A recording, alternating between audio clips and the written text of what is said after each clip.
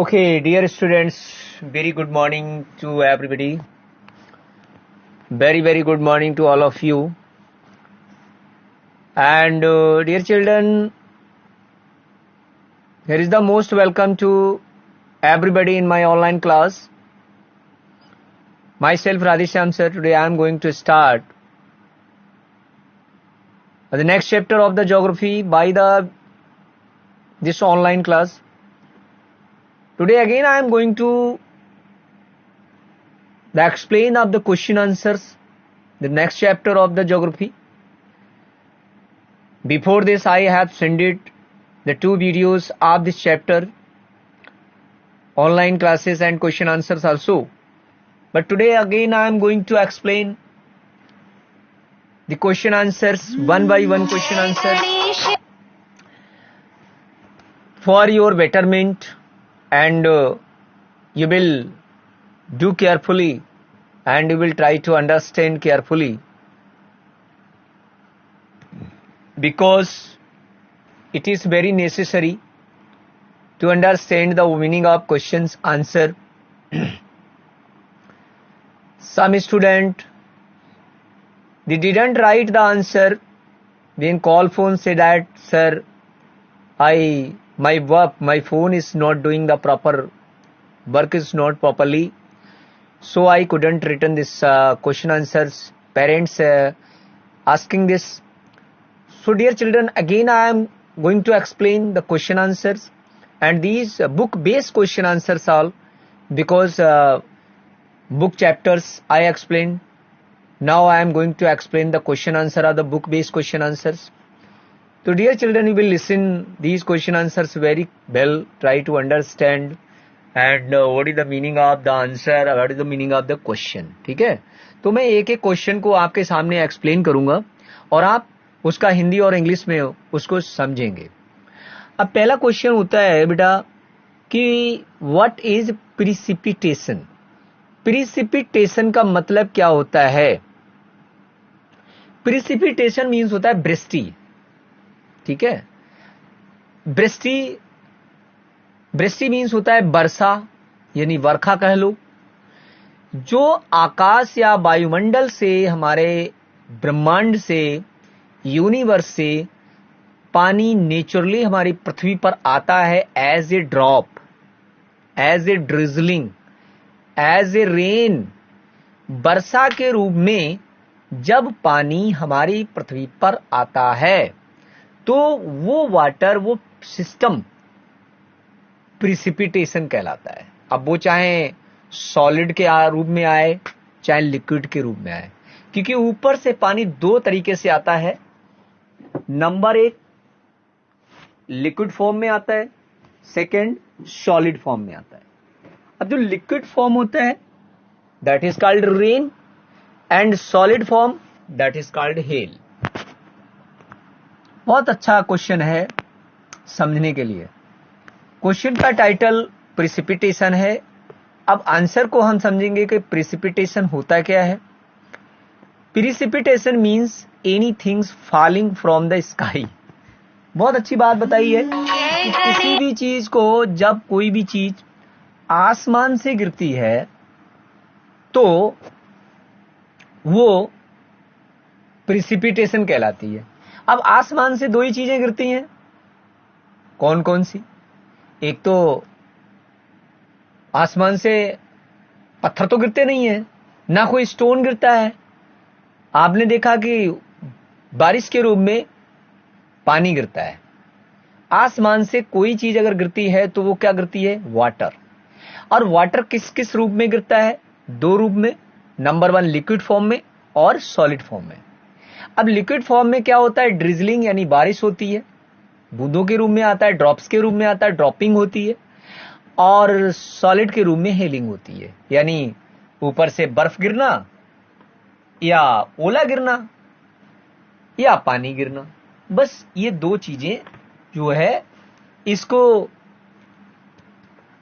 जो है वृष्टि कहते हैं. और ये precipitation which things falling from the sky this system is called the precipitation, and from the sky falling only water come on the earth, means in two ways, as a rain, as a hail, right, on the surface of the earth. When they become too heavy and unable to float in the air, ठीक है, जो सो बहुत heavy, बहुत सी चीजें, बहुत बड़ी बड़ी चीजें हैं जो आज हमारी हवा में ये तैरते रहते हैं, ठीक है. एंड सेकेंड पोर्शन है व्हाट इज वाटर साइकिल. आप सेकेंड क्वेश्चन पे आइए. सेकेंड क्वेश्चन है what is water cycle. Water cycle की हिंदी क्या है? जल चक्र. जल चक्र. अब जो प्रिसिपिटेशन है वे डिपेंड करता है वाटर साइकिल पर. Water cycle it is the main part of precipitation. Precipitation run by the help of by water cycle. अगर प्रिसिपिटेशन का जो एक शेड्यूल बनता है वो वाटर साइकिल के जरिए ही बनता है. वाटर साइकिल नहीं होगा तो प्रिसिपिटेशन नहीं हो सकता है. Answer, the process by which water continuously change into its form of the circulate between the ocean, atmosphere and land is known as the water cycle. अब मैं थोड़ा सा आपको समझा देता हूं, थोड़ा समझेंगे, ठीक है. अब समझेंगे. ये जो है हमारा अर्थ है, ठीक है.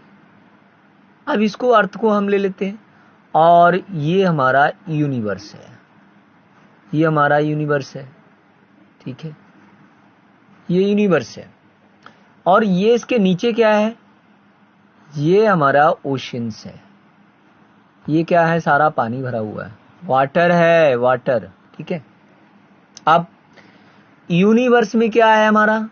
ये यहां पर हमारा सन है, सन, ठीक है. अब देखिए सूरज ने क्या करा? अपनी किरणों को यहां डाला, ठीक. इरेज है और ये पानी गर्म हुआ. गर्म होने के बाद ये क्या हुआ? वाष्पन के रूप में बना. कहां गया? एटमॉस्फेयर में.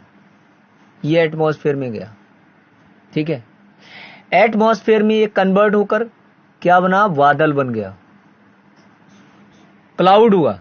क्लाउड बनने के बाद फिर ये कहां गया? ठंडा होने के बाद बर्फ बना, ठंडा बना. ठंडा होने के बाद जितना भाप था, जो मॉइस्चर था, उसको पानी में कन्वर्ट किया. वो कंडेंसेशन कहलाता है. When steam convert into the liquid form या solid form in the space called is condensation. After then the condensation, जैसे जैसे ये भारी होकर नीचे आता है इसको गर्मी मिलती है और यहां आकर गर्मी मिलने के बाद ये छोटे छोटे टुकड़ों में, ये ड्रॉप्स के रूप में आ जाता है. कहां आता है? पृथ्वी पर. ये धरती पर आ जाता है, इसी ओशियन में फिर आ जाता है, ठीक है. तो जो ये इसका जो सोर्स क्या है? वाटर साइकिल को रन अप करने वाला जो सोर्स है वो कौन है? वो हमारा सन है, वो हमारा सूरज है. हमारी सूर्य जो है, हमारा जो सन है, वो हमारे वाटर साइकिल को रन अप करता है, इसको रोटेट करता है. तो इसके द्वारा ये हमारा वाटर साइकिल कंटिन्यू चलता रहता है. और ये वाटर साइकिल का काम, ये ऊपर गया, फिर यहां पर आया, फिर ये पहाड़ों पर भी जमा और यहां पर जितने हिल स्टेशन है यहां पर भी ये बर्फ के रूप में बन जाता है. तो इस बेस पर, इस कारण ये प्रिसिपिटेशन का निर्माण होता है. Precipitation depend on the water cycle, water cycle depend on the sun. सूरज के आधार, सूरज के ऊपर हमारा जल चक्र. वाटर साइकिल का मतलब होता है जल चक्र. तो जो प्रक्रिया है वो कंटिन्यू चलता रहता है. पानी वाष्पन बना, वाष्पन बन के आसमान में गया, स्काई में, यूनिवर्स में जाने के बाद वो कूल हुआ, कूल होने के बाद वो जमा, फ्रिज बना, वाटर बना, फिर वो पृथ्वी पर आया, फिर आने के बाद फिर वो भाप बना, फिर ऊपर गया, फिर नीचे आया. ये क्या है? एक प्रकार का सर्कुलेट है, एक चक्र है.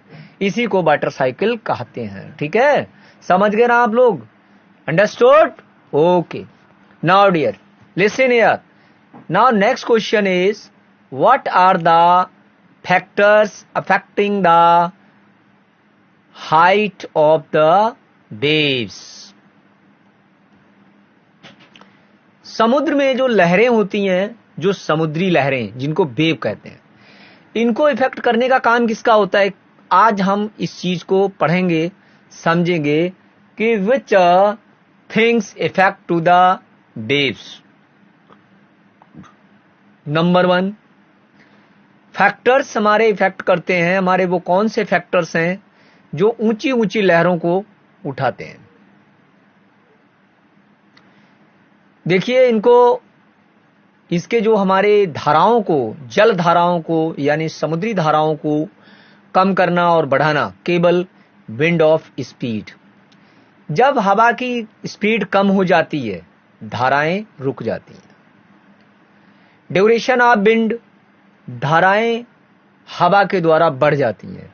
Distance of the wind blow over the water, पानी के ऊपर जो हवा का, जो हवा के बहने का जो डिस्टेंस है, नीचे है ऊपर है, ये जो 3 चीजें हैं, ये हमारे फैक्टर्स, जो 3 फैक्टर्स हैं, वो हमारे जल धाराओं को, समुद्री धाराओं को इफेक्टिव करते हैं। वो कौन कौन से? Speed of wind, duration of wind, distance of wind, blow over the water. पानी के ऊपर बहने का, हवा का बहने का जो डिस्टेंस क्या है, हवा की ड्यूरेशन क्या है, टाइम पीरियड क्या है, उसके बाद हवा कब बंद होती है या चलती है, इसका जो ड्यूरेशन होता है वो हमारा धाराओं को इफेक्टिव कर देता है, प्रभावित करता है। प्रभावित। Which factor affect the movement of the ocean water? कौन सा ऐसा जो फैक्टर है जो हमारे ओशियन वाटर को मूवमेंट करने के लिए, यानी चलाने के लिए, यानी उसको गति प्रदान करने के लिए जो फैक्टर्स हैं उनका नाम बताना है। कभी कभी हमारे समुद्रों में बहुत बड़ा हलचल पैदा होती है, तो ऐसे कौन से वो फैक्टर हैं जो समुद्री जल में हलचल पैदा करते हैं? जिसमें नंबर 1 आता है हमारे टेम्परेचर। टेम्परेचर, जब तापमान बहुत तेजी से बढ़ता है हमारे अर्थ का, उस समय भी हमारे जल, समुद्री जल में जो है मूवमेंट स्टार्ट हो जाता है।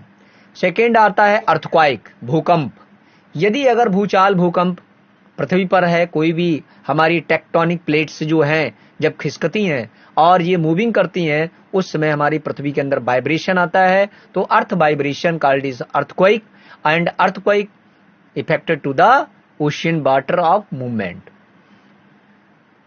वोल्केनो इरप्शन, जब कोई ज्वालामुखी बहुत तेजी से फटता है, उस समय भी हमारी पृथ्वी के अंदर, पृथ्वी पर जो है वाइब्रेशन स्टार्ट होता है। हमारी टेक्टोनिक प्लेट्स में, हमारी टेक्टोनिक प्लेट्स जो होती हैं उसमें जो है वाइब्रेशन स्टार्ट हो जाता है। जो एपिसेंटर से जब तेजी से इरप्शन होता है, तो वहां पर हमारी जो पृथ्वी की लेयर्स हैं, हमारी प्लेट्स हैं, उनमें वाइब्रेशन स्टार्ट हो जाता है, जिससे कि हमारा जो है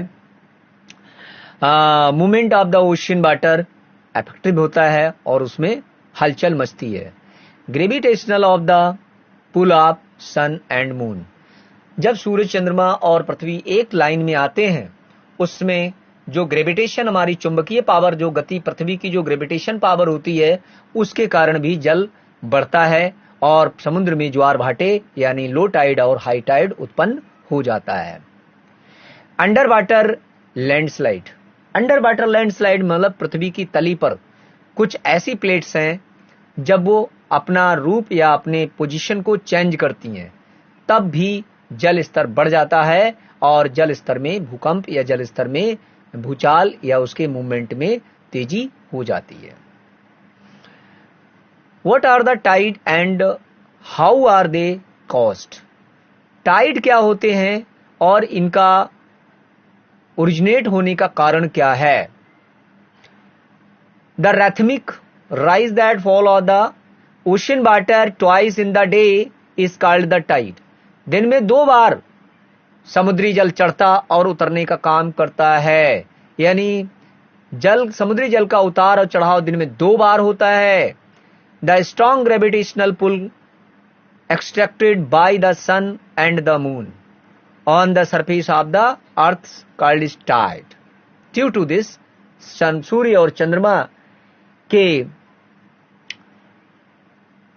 कारण उनकी जो ग्रेविटेशन पावर होती है, that effective to the ocean water and convert into the tides. What are the ocean current? लहरें, धाराएं। करंट मीन्स होता है धारा, करंट मीन्स होता है वर्तमान में होने वाली घटनाएं, और करंट माने होता है बिजली के करंट। तो इसका मीनिंग जो है, साउंड एक ही होता है, मीनिंग अलग अलग होता है। यहां पर करंट से मतलब है जलधाराएं, समुद्री जलधाराएं। अब समुद्री जलधाराएं कैसी होती हैं? On the current are streams of water flowing continuously constantly on the ocean surface in definite direction. जो हमारी समुद्र की जलधाराएं होती हैं वो एक डेफिनेट डायरेक्शन में चलती हैं। अब धाराओं का प्रकार क्या होता है? धाराएं 2 प्रकार की होती हैं, गर्म धाराएं और ठंडी धाराएं। ऐसे ही हमारे यहां जो हवाएं भी 2 प्रकार की होती हैं, एक होती है लैंड ब्रीज, एक होती है सी ब्रीज। लैंड ब्रीज वो होती है जो जमीनी तरफ से जाकर समुद्र की ओर बहती है। This types of wind called is sea breeze. इसको हॉट विंड कहते हैं।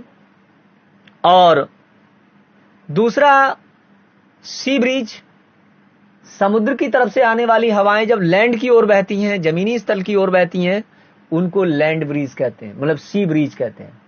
ये हवाएं ठंडी होती हैं और बड़ी लाभकारी होती हैं। नेक्स्ट पॉइंट,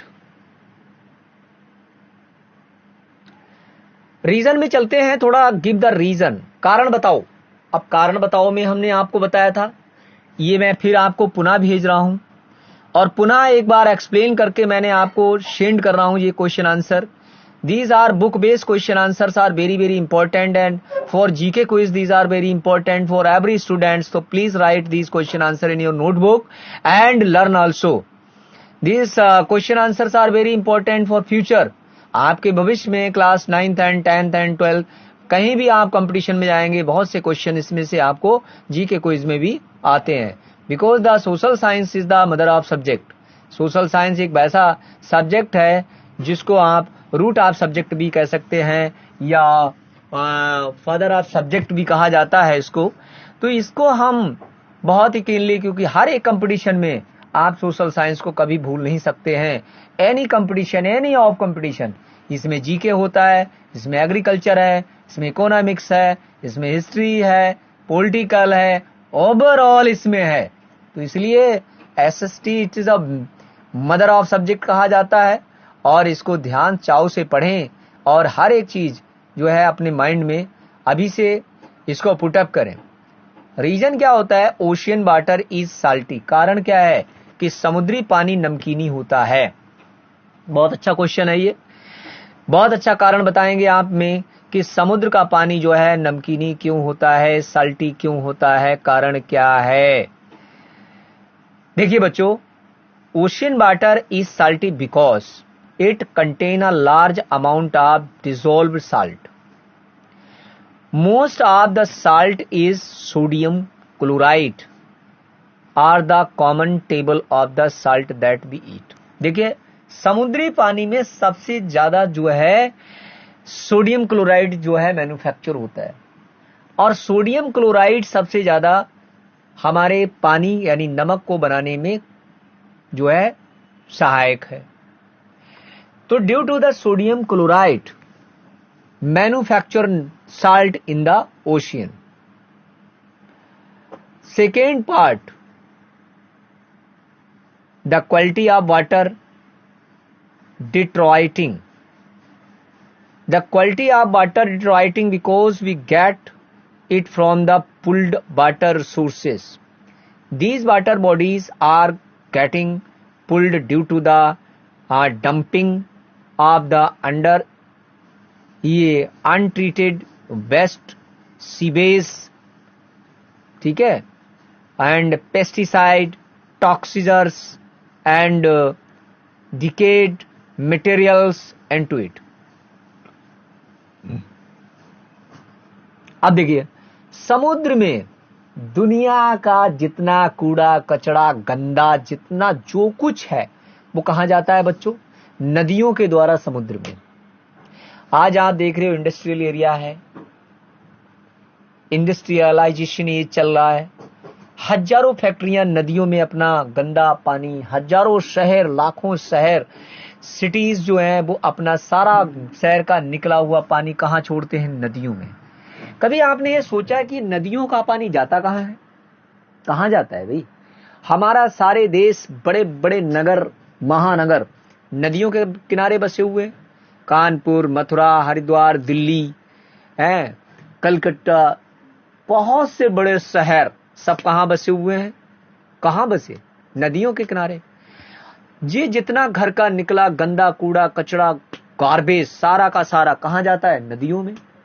दूसरा पॉइंट, हमारे हिंदुस्तान की कोई भी फैक्ट्री ऐसी नहीं है जो नदी के किनारे नहीं स्थित। उसका निकला हुआ उनका केमिकल कहां जाता है? नदियों में। नदियों के द्वारा वो सारा इकट्ठा होकर वो नदी कहां ले जाती है उस पानी को गंदा? सागर में, यानी समुद्र में डाल देती जाकर। अब समुद्र में ये चीजें आपको मिलेंगी, कहां मिलेगी? वेस्ट, स्वेज, ठीक है, पेस्टिसाइड्स, टॉक्सिकोर, ठीक है, एंड डिकेट मटेरियल, सड़ा गला मरे पशु पक्षी, डेड बॉडी, मछली, फिश, दुनिया का जितना गंदा कूड़ा कचरा, दुनिया का मलबा वो नदियों के द्वारा कहां पहुंच जाता है? समुद्र में। ये सारा पैदा क्या करता है? ये आपका सोडियम क्लोराइड, इसी से सारी चीजों से तैयार होता है। समुद्री जल विभिन्न प्रकार की चीजों, केमिकलों से मिलाकर मोस्टली क्या उसमें बनता है? साल्ट। और ये साल्ट जो होता है जिसे we all are eating, without salt nobody can eat anything material. अब आता है दूसरा, tick the correct. This questions are, this chapter is very very important. Every students will write these questions, right? Second, the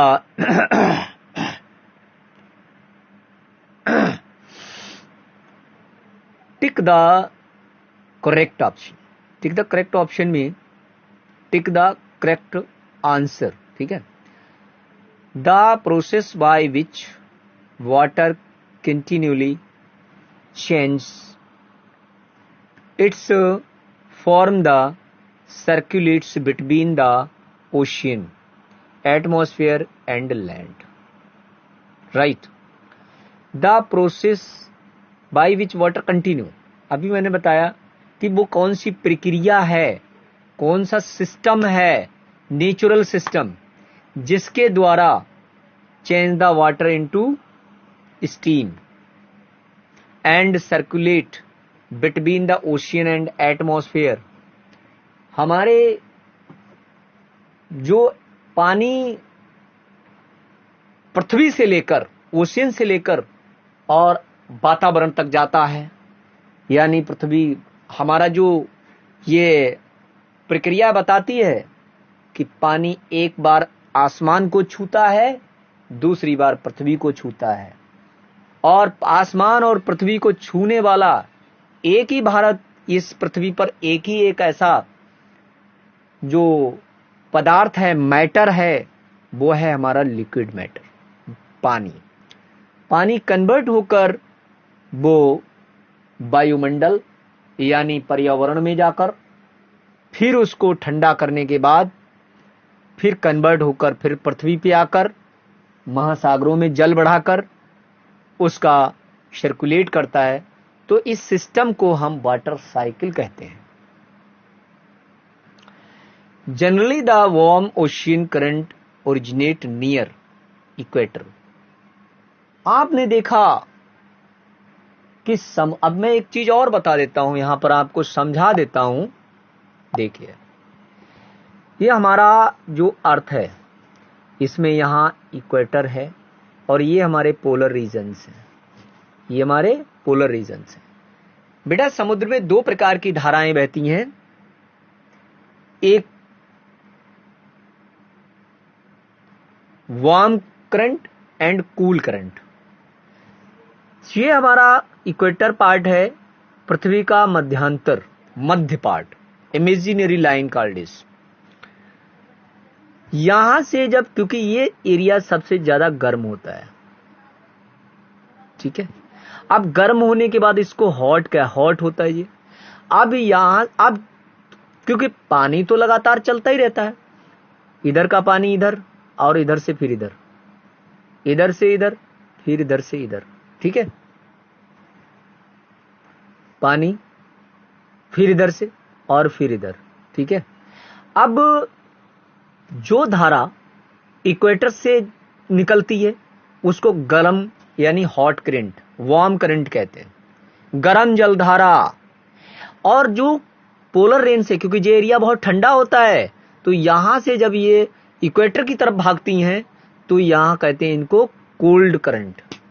समझ गए अपना। Same way southern hemisphere में भी आ जाइए आप। सदर्न हेमिस्फीयर में जब आएंगे आप तो सदर्न हेमिस्फीयर भी इसी प्रकार है। ये भी यहां से इधर जाने वाला कोल्ड और यहां से इधर आने वाली hot, warm current, cold current. तो आप समझ गए करंट कितने प्रकार की होती हैं। जल धाराएं जो हैं दो प्रकार की होती हैं, गर्म जलधारा और ठंडी जलधारा। ठंडी जलधारा जो धाराएं समुद्र का जल अगेन कन्वर्ट होकर जब फ्रिजिड जोन की तरफ से इक्वेटर की तरफ जाता है, this types of current, this types of waves, लहरें ठंडी होती हैं। और जो इक्वेटर से पोलर रीजन की तरफ जाती हैं ये धाराएं गर्म होती हैं। तो आज के लिए आप ये सारा टॉपिक नोट करेंगे। मैच नीचे दिया हुआ है और मैच का क्वेश्चन और आंसर दोनों दिए हुए हैं। आप सारे लोग ये क्वेश्चन को राइट करेंगे, इसको समझेंगे, वीडियो को ध्यान से सुनेंगे। Thank you, best of your luck.